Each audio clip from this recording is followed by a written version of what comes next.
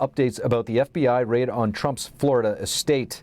A security law group gave the judge a list of suggested candidates for the role of special master overseeing documents that were seized by the FBI. And none of them seem to like former President Trump. Trump wants a third party to review the documents taken during the raid on his Mar-a-Lago home. On Monday, a group called National Security Counselors sent a list of 4 recommended candidates for the role. According to an Epoch Times report, 3 of the 4 are known to have praised President Biden, and 1 does not like former President Trump. NTD reached out to Jim Burling at Pacific Legal Foundation for comment. It's quite unusual. I haven't seen this before. There's nothing particularly wrong about it. You can file anything you want with a judge, and the judge can either pay attention to it or completely ignore it.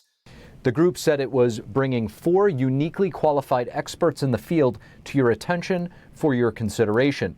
Burling tells us both sides can object to it, and they can also point out the fact that if one of the proposed judges has any bias, that's ground for disqualification under the federal code. Meanwhile, the Justice Department asked the court to allow them to write a 40-page response rather than the usual 20. Trump needs to reply to the Justice Department by Wednesday night, and the judge has scheduled a hearing Thursday to decide if a special master is needed. President Biden trying to flip the switch on defund the police. This as we're now officially 10 weeks away from the midterms, and the president eyes a big primetime speech in just a few days. NTD's Iris Tao has more. I'm opposed to defunding the police. I'm also opposed to defunding the FBI. With 10 weeks until the midterms, President Biden traveled on Tuesday to the swing state of Pennsylvania, defending his record on crime and vowing to fund the police. When it comes to public safety in this nation, the answer is not defund the police, it's fund the police. And Biden touts the recent passage of a gun control bill while continuing to press Congress to ban so-called assault weapons. I'm determined to ban assault weapons in this country. Determined. He's also urging Congress to spend around $37 billion on his Safer America plan, which includes hiring 100,000 new cops. Meanwhile, a poll this month shows an 11-point advantage for Republicans on the issue of crime, which was the worst issue for Democrats in the poll. And Biden taking the opportunity to attack the GOP, citing the fallout of the FBI's Mar-a-Lago raid. And now it's sickening to see the new attacks on the FBI. For God's sake, whose side are you on? The Tuesday remarks come after Biden earlier this week accused Trump-allied Republicans of semi-fascism, a message Republicans say directly contradicts Biden's own vow to restore unity. And the Republican National Committee blasted Biden's Tuesday trip, writing, quote, Biden Democrats want to release criminals on the streets and raise taxes, and that Pennsylvanians will be voting for a new direction in November. And in the upcoming days, Biden will make 2 more visits to the battleground state of Pennsylvania as his party fights to retain control of the Congress. On Thursday, Biden is expected to give a rare primetime speech on what the White House calls a battle for the soul of the nation. Reporting in Washington, D.C., Iris Tao, NTD News. The Chinese Communist Party is in the spotlight following their military action around Taiwan. One U.S. congressman is introducing a new bill aimed at holding bad actors like the CCP accountable. Congressman Tom Tiffany joins us now. Congressman Tom Tiffany, thank you so much for joining us. It's good to join you today, Steve.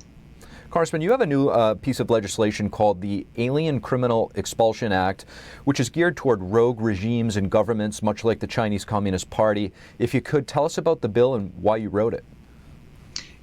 Yeah, the ACE Act is in response to Speaker Pelosi's trip to Taiwan when China said that they're no longer going to accept their criminal aliens back. So this bill that we've introduced, the ACE Act, would halt the issuance of visas to people in those countries who are recalcitrant.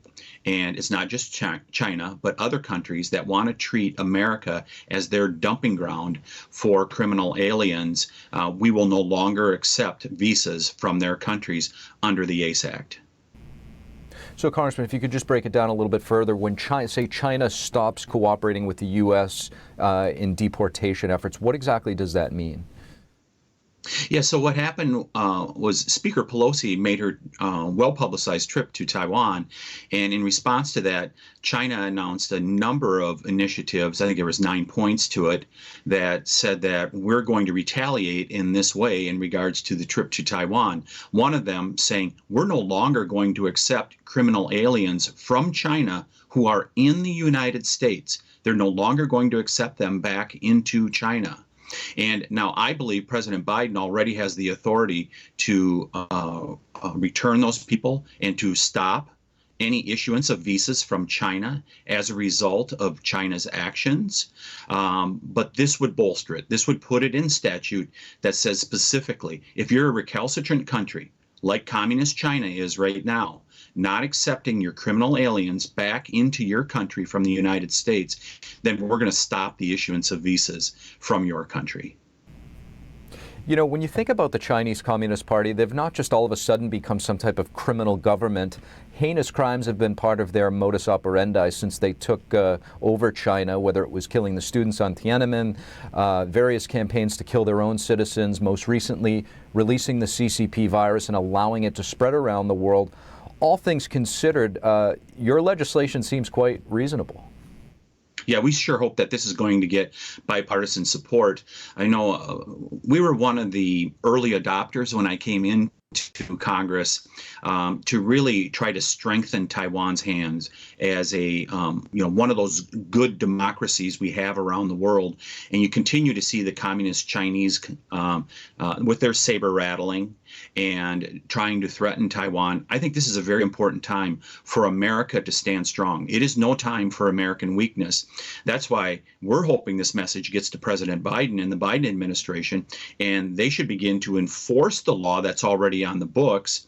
But if that's not going to happen, then I believe it's our duty is to follow through, just as Congress has always been there to defend Taiwan since 1979, when Jimmy Carter made the terrible decision to not recognize Taiwan as a country.